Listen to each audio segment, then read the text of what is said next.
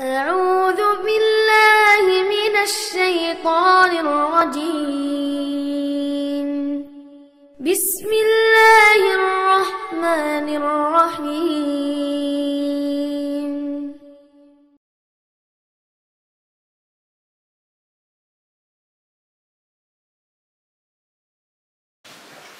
بسم الله والحمد لله والصلاة والسلام على رسول الله لا حول ولا قوة إلا بالله إن الحمد لله نحمده ونستعينه ونستغفره ونستهديه ونعوذ بالله من شرور أنفسنا وسيئات أعمالنا من يهده الله فهو المهتدي ومن يضلل فلا له من مرشدا وأشهد أن لا إله إلا الله وحده لا شريك له وأشهد أن سيدنا وحبيبنا وعظيمنا محمدا رسول الله خاتم الأنبياء والمرسلين وصلى وسلم وبارك على محمد وعلى آل محمد كما صليت وسلمت وباركت على إبراهيم وعلى آل إبراهيم إنك حميد مجيد. Alors les frères, on va aller très vite parce que...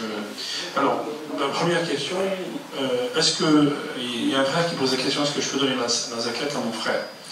Non. Alors ça, ça me dit, zakat ou la sadaqa al-ajnabi. Quand tu donnes une zakat ou la sadaqa à quelqu'un d'étranger, c'est une sadaqa.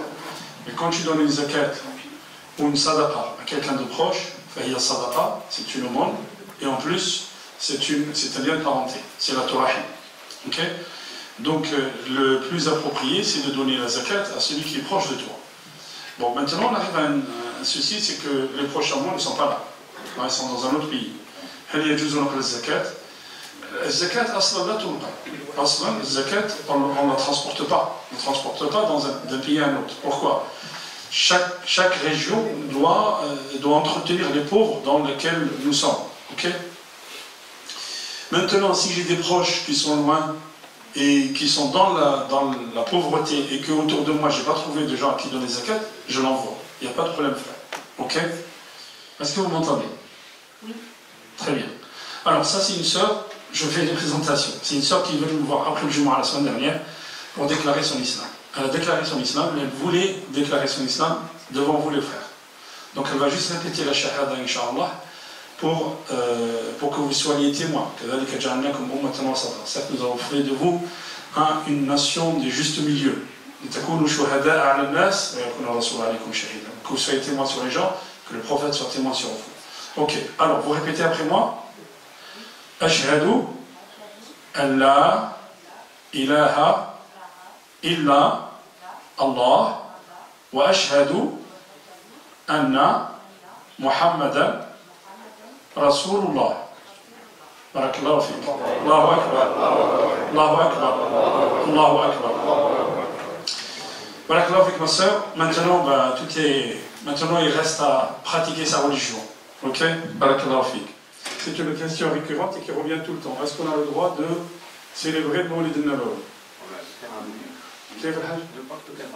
De n'importe quelle manière. Pas avec le pétard. Barakallahu fik. Alors, surtout que cette année, vous savez, quand est-ce qu'il tombe au Mawlid al-Nabawi? Le 24 décembre. Ok? Le 24 décembre, il tombe. Et bien, pas mal, hein? Inch'Allah. Avec le pétard en plus. Ok? Alors, il tombe le 24 décembre. On avait dit, les frères, que Rasul sallallahu alayhi wa sallam nous dit, nous avons quoi? Nous avons deux fêtes. La fête du Eid al-Fitr, après Ramadan, et la fête du Eid al-Adha, qui est le 10e jour de Dhul Hijjah. Donc ces deux fêtes-là, on doit les fêter effectivement. Mais profiter de Mawlid pour préparer les enfants et leur apprendre à ce que c'est le prophète sallallahu alayhi wa sallam, pourquoi on ne le ferait pas? Pourquoi? Ce qui est haram, on l'a dit. Hein. Si tu mets les pétards et tu fais je ne sais pas moi, tu mélanges les hommes et les femmes, et que... ça c'est bien sûr, ça c'est haram. Mais si on profite d'une occasion religieuse, ou le Muharram, pour expliquer ce que c'est l'année Hijriya, pour expliquer ce que c'est le mois lunaire, pour expliquer ce que c'est le Moassim pour tes enfants, pour ta famille, pourquoi pas les frères? Où est-ce qu'il est le mal là-dedans? Ok? Alors, ça c'est un frère qui me pose la question, il me dit, j'ai trouvé un travail à la banque. Et ça fait maintenant 1 an que je travaille chez eux, et est-ce que ce que je gagne c'est haram? Qu'est-ce qu'on fait? Hein?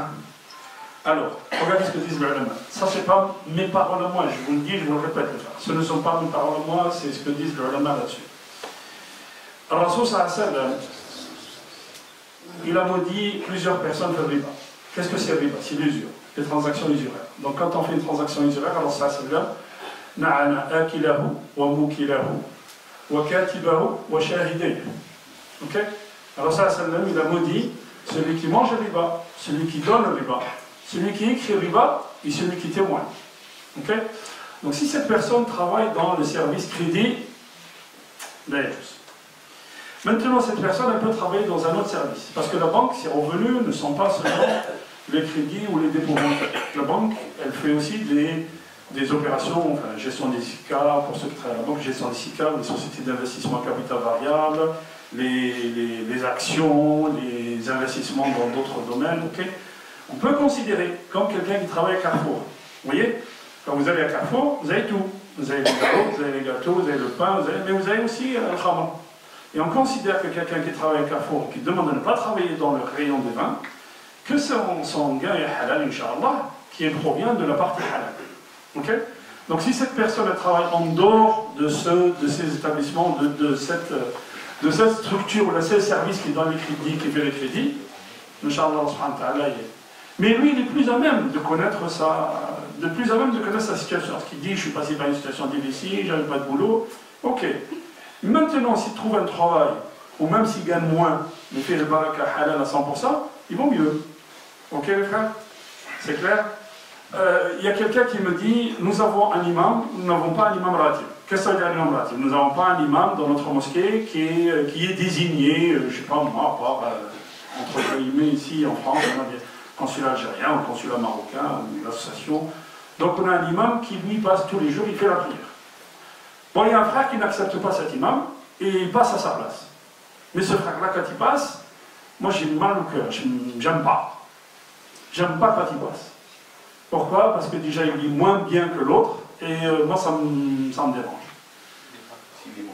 Est-ce que salat est sahih? Est-ce que ma salat est valide? Oui, salatu sahiha, barakallahu fik. Salatu est valide. Et l'imam, Allah sallallahu alayhi wa sallam dit, Allah subhanahu wa ta'ala la yanduru ila rajulin amma an-nasa wa hum lahu karihun. Allah subhanahu wa ta'ala n'accepte pas que moi je guide la prière et que derrière moi il y a des gens qui ne sont pas contents de ma guidance de la prière. Ok? Si la personne elle sait que les gens ne sont pas contents, qu'est-ce que tu fais?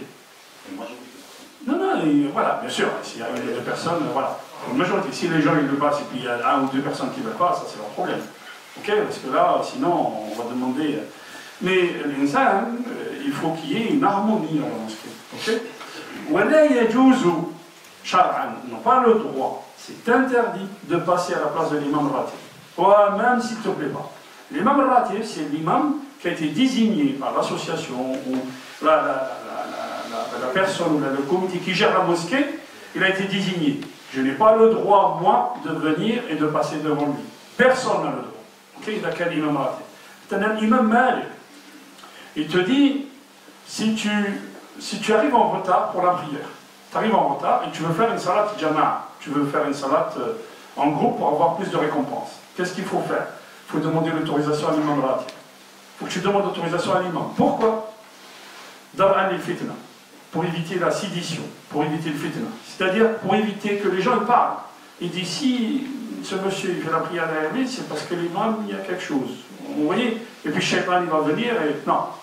Donc on demande à l'imam, si l'imam il dit oui, il n'y a pas de problème. Vous voyez où est-ce qu'on peut aller pour éviter la sédition et pour laisser la société musulmane, le mujtama musulman, toute la communauté musulmane unie. Ok? Je vais m'arrêter là les frères parce que sinon on prend trop de temps. Inch'Allah, okay. Je vais m'arrêter là. On a d'autres questions, entre autres une personne qui a fait un mariage religieux au Maroc, qui a fait un mariage administratif ici, et son mari l'a déclaré divorcé par la parole. Est-ce que les divorcés là? On verra ça la semaine prochaine, Inch'Allah. Ok? أقول قولي هذا وأستغفر الله لي ولكم فاستغفروه يغفر لكم إنه هو الغفور الرحيم سبحانك اللهم وبحمدك أشهد أن لا إله إلا أنت أستغفرك وأتوب إليك سبحان ربك رب العزة عما يصفون وسلام على المرسلين الحمد لله رب العالمين ومن الصلاة.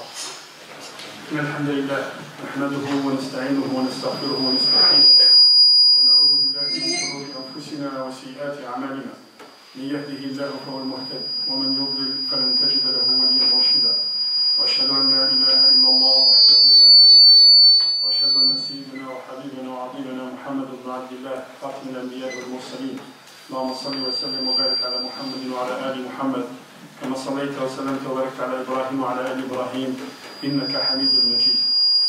يقول الله سبحانه وتعالى في محكم تنزيل بعد أعوذ بالله من الشيطان الرجيم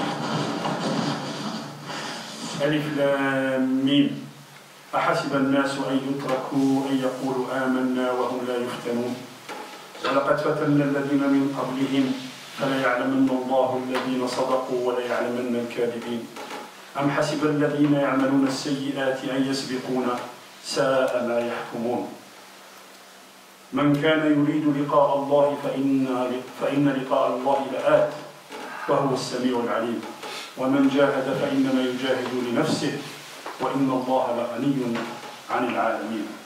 هذه الآية أيها الإخوة الكرام, cette آية أوائل سورة العنكبوت, où Allah subhanahu wa ta'ala il va parler de quoi? De l'épreuve.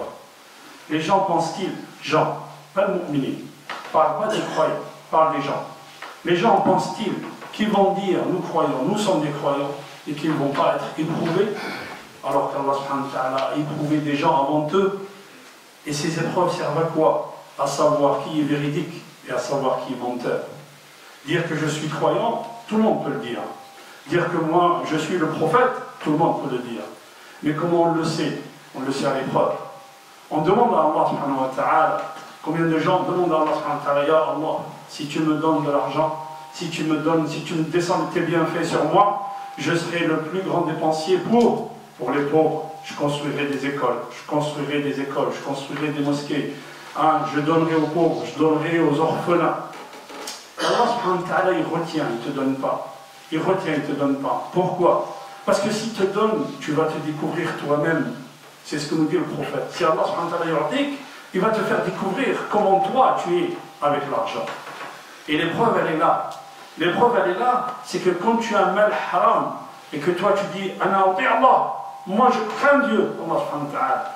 Et dès qu'il y a une petite épreuve, Allah subhanahu wa ta'ala te donne un petit peu d'argent haram, c'est pas grave.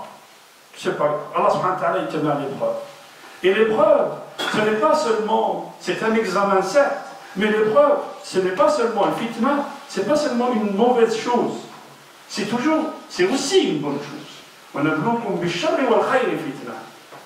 جاء رجل إلى رسول الله صلى الله عليه وسلم. وإن كانت القصة يذكرها بعض المفسرين. Cette histoire elle est racontée par certains exégètes du Coran. Mais d'autres disent que cette qissa est da'ifa, c'est-à-dire que la provenance de cette histoire, quand elle nous est arrivée, il y a des gens qui ont rapporté l'histoire où on doute un petit peu de leur probité. Bon. نعرف القصة لأن القصة نزلت بأحد كان يقارب الرسول صلى الله عليه وسلم. C'était quelqu'un qui était très proche du prophète صلى الله عليه وسلم. Mais effectivement, il n'avait rien. وكانوا يسمونه حمامة المسجد. هذا حنظلة. كانوا يسمونه حمامة المسجد. C'est-à-dire le pigeon de la mosquée. Il était tout le temps à la mosquée. فالرسول صلى الله عليه وسلم جاء إلى رسول الله صلى الله عليه وسلم. Il est venu voir le prophète et il lui dit à Rasulullah, ادعو الله أن يؤتيني مالا. Demande à Allah qu'il me descende ses bienfaits, qu'il me donne de l'argent.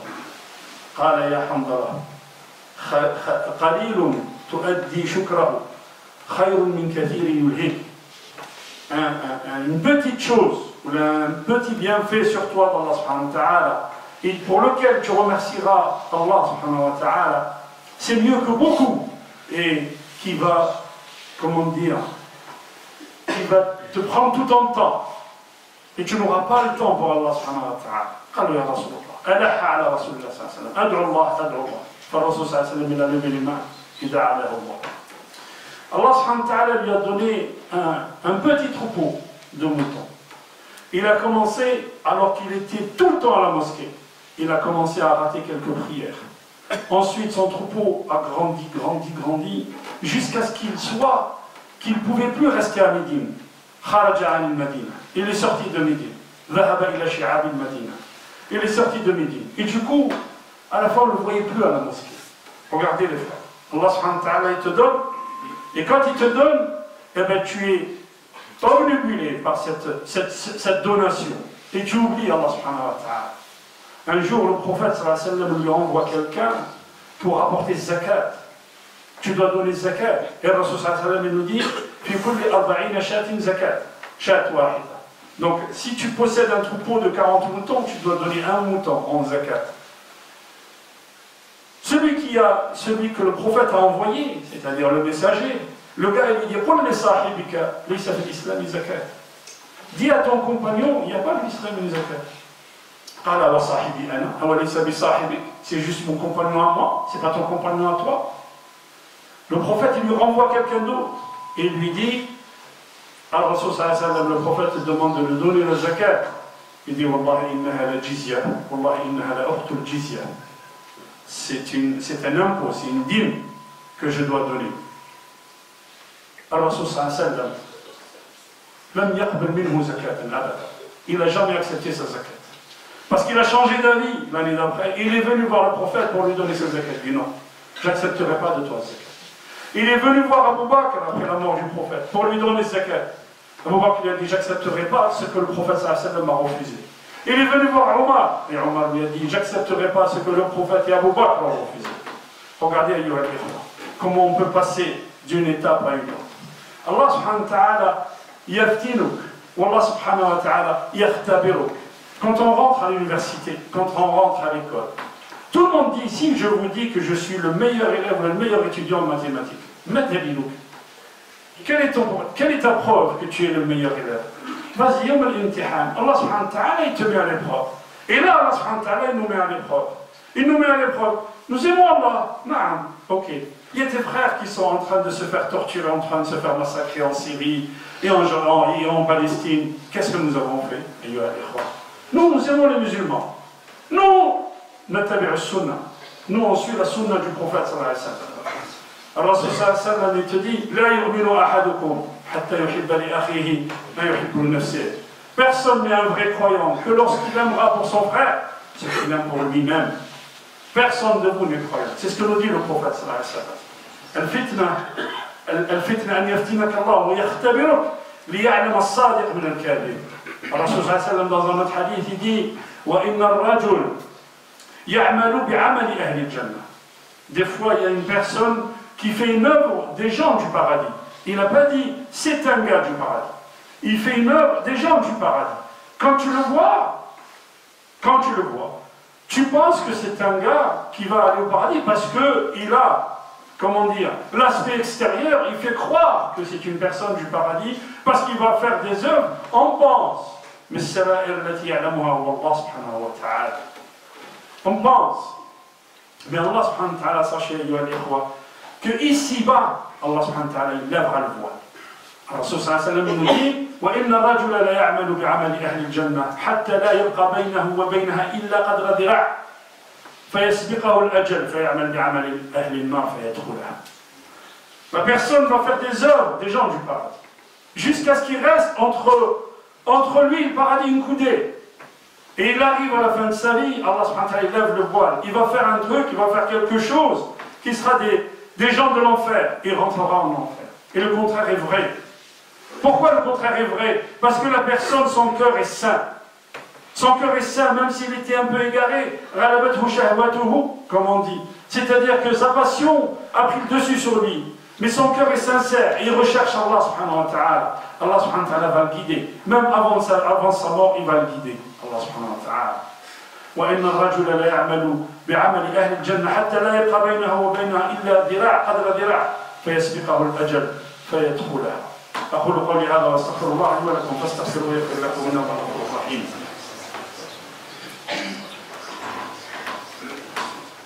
بسم الله والحمد لله والصلاة والسلام على رسول الله ولا حول ولا قوة إلا بالله. كان الإمام الشافعي رضي الله عنه. الإمام الشافعي faisait الطواف autour de la Kaaba. Et puis il entend quelqu'un qui dit Allahumma arda anni, Allahumma arda anni, Allahumma arda anni. Il demandait l'agrément d'Allah subhanahu wa ta'ala. Imam Shafi'i, il se tourne vers lui et lui dit وهل أنت راض عنه حتى يرضى عنك. Et est-ce que toi tu as agréé Allah pour qu'Allah t'agrée? قال له يا هذا, comment tu oses me demander ça? Comment je ne suis pas agréé d'Allah? قال له هل رضيت عنه. قال d'abord qui es-tu? Tu es qui toi? قالوا أنا محمد بن إدريس. Il dit moi je suis Mohammed ibn Idris. Mais comment je vais agréer Allah? قال أن ترضى عن الله في النقمة والنعمة. Autrement dit, tu acceptes le décret d'Allah, que ce soit dans le bien ou dans le mal. Si Allah décide de ne pas te donner, c'est pas parce que c'est une mauvaise chose pour toi, frère. Non, du tout. Allah subhanahu wa ta'ala veut te préserver de ces tentations. Il veut te préserver et te garder pour lui. Et des fois, Allah subhanahu wa ta'ala, il te donne. Pourquoi? Parce qu'il t'a écrit quelque chose au paradis que tu n'atteindras pas par tes œuvres. Inna Allah kataba lirrajuli minkum manzilatan fil jannah la yablughuha bi'amalihi. Allah subhanahu wa ta'ala a écrit pour vous, le prophète il nous dit, une station au paradis que tu ne peux atteindre avec tes œuvres. Il te donne des épreuves dans cette vie ici-bas. قال وهل أنت راض عنه حتى يرضى عنك إذا رضيت بقدر الله فسيكلأك الله واعلم أخي الكريم أعلم أن الله سبحانه وتعالى كما يقول ابن القيم ومرارة قلناها plusieurs fois on l'a répété إن بينك وبين الله ستر وبينك وبين الناس حجاب فإذا أنت هتكت الستر الذي بينك وبين الله رفع الله الحجاب الذي بينك وبين الناس. Entre toi et Allah subhanahu wa ta'ala il y a un voile et ce voile-là il existe entre toi et les gens. Et si toi tu ne respectes pas la présence d'Allah subhanahu wa ta'ala, si toi tu ne respectes pas le voile qu'Allah subhanahu wa ta'ala a mis, c'est-à-dire quand tu es seul devant les gens, tu fais semblant, et quand tu es seul, tu te laisses aller. Allah subhanahu wa ta'ala il lève le voile entre toi et les gens. Et les gens vont te voir sur ta vérité. Allah ayyuha al-ikhwa, anna Allah subhanahu wa ta'ala yafdahu al-insan fi dunya qabla al-akhirah. Celui qui ment, Allah subhanahu wa ta'ala yafdahu fi dunya qabla al-akhirah. Un jour, je ne sais pas si vous vous souvenez, les jeunes d'entre vous peut-être qu'ils ne se souviennent pas, mais quand il voulait aller en Irak, le général Powell, il nous a montré une fiole comme ça, en nous disant que Saddam Hussein il a ça, et avec ça il peut bombarder le monde entier. Il s'avère que c'était faux. Et lui-même, il a démissionné. Pourquoi? Parce qu'il a menti à la terre entière. Allah subhanahu wa ta'ala, il lève le voile sur le mensonge. Il lève le voile sur le mensonge. Regardez ce que dit Allah subhanahu wa ta'ala, في سورة Al-Imran. Il dit لا تبلغن في أموالكم وأنفسكم. Allah subhanahu wa ta'ala va vous éprouver dans quoi? Dans vos biens et dans vos personnes. ولا تسمعن من الذين أوتوا الكتاب من قبلكم. Vous allez entendre des gens qui ont eu le livre avant vous. ومن الذين أشركوا. Et des gens, les associateurs. أذًا كثيرا. Beaucoup de propos désagréables. وإن تصبروا وتتقوا فإن ذلك من عزم الأمور. Et si vous patientez et que vous êtes pieux, ceci c'est la meilleure des manières, la meilleure des choses, la meilleure résolution à prendre. C'est ce que nous dit Allah subhanahu wa ta'ala dans le Coran. Beaucoup de frères, beaucoup de sœurs, ils viennent nous voir, nous disent, nous avons atteint l'apogée, les gens ne nous aiment pas, les gens ceci, les gens cela, les gens ils disent des méchancetés sur l'islam. Frère, tu penses que ça c'est nouveau? Tu penses que ça c'est nouveau? Ça vient d'arriver? Mais Rasul sallallahu alayhi wa sallam, Khabbab ibn al-Arat, il vient le voir. Il lui dit, Ya Rasulallah, pourquoi tu demandes à Allah subhanahu wa ta'ala de lever tout ce qui se passe aujourd'hui? Nous sommes torturés à la Mecque. Rasul sallallahu alayhi wa sallam était adossé à la Kaaba. Il se lève et lui dit, les gens avant vous, on les faisait venir, on creusait dans la terre, on les mettait dans ce petit trou. Et on remettait le tas. On prenait la scie, on prenait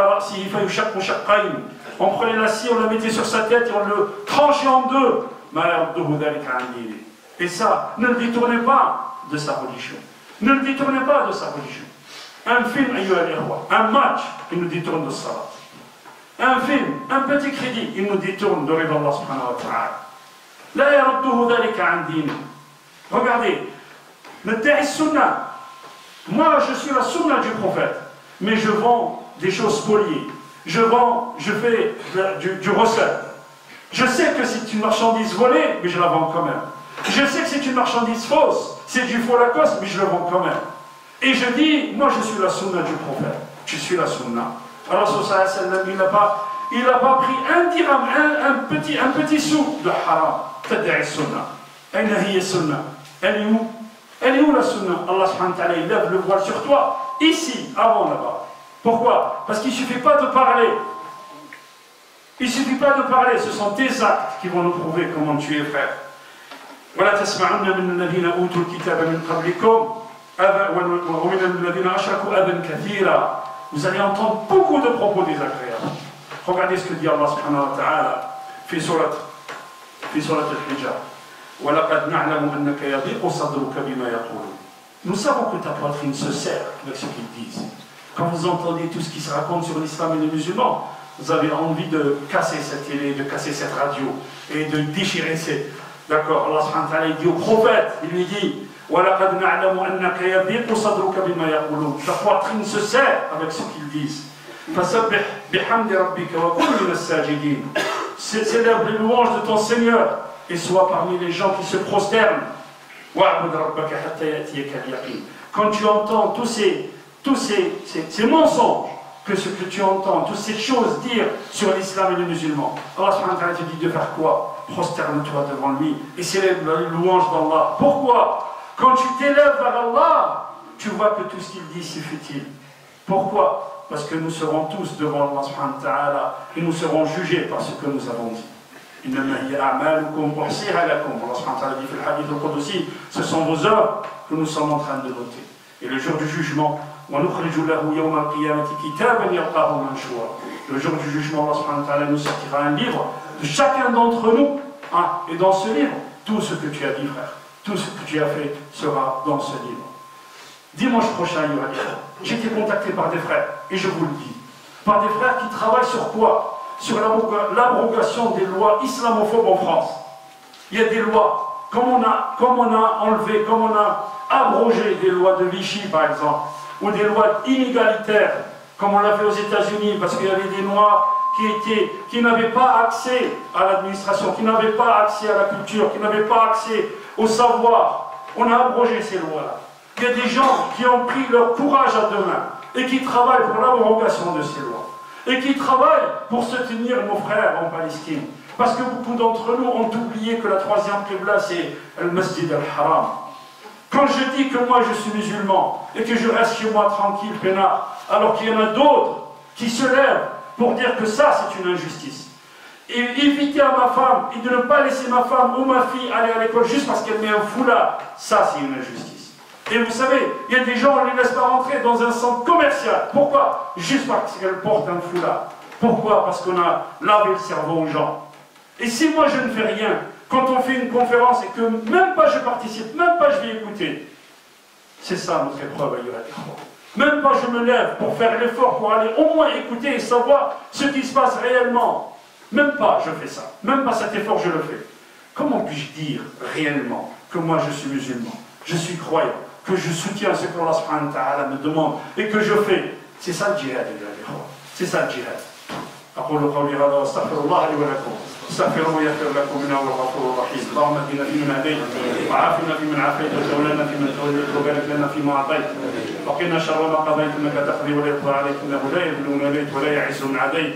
تباركت ربنا وتعاليت يا ذا الجلال والاكرام. اللهم اقسم لنا من خشيتك ما تحول به بيننا وبين معصيتك ومن الطاعات ما تبلغنا به جنتك ومن اليقين ما تهون به علينا مصائب الدنيا ومتعنا اللهم باسماعنا وابصارنا وابداننا ابدا ما احييتنا واجعله الوارث منا واجعل ثأرنا على من ظلمنا وانصرنا على من عادانا ولا تجعل الدنيا أكبر همنا ولا مبلغ علمنا واجعل الحياة زيادة لنا في كل خير واجعل الموت راحة لنا من كل شر. عباد الله إن الله يأمر بالعدل والإحسان وإيتاء ذي القربى وينهى عن الفحشاء والمنكر والبغي يعظكم لعلكم تذكرون ولذكر الله أكبر والله يعلم ما تصنعون وقوموا إلى صلاتكم.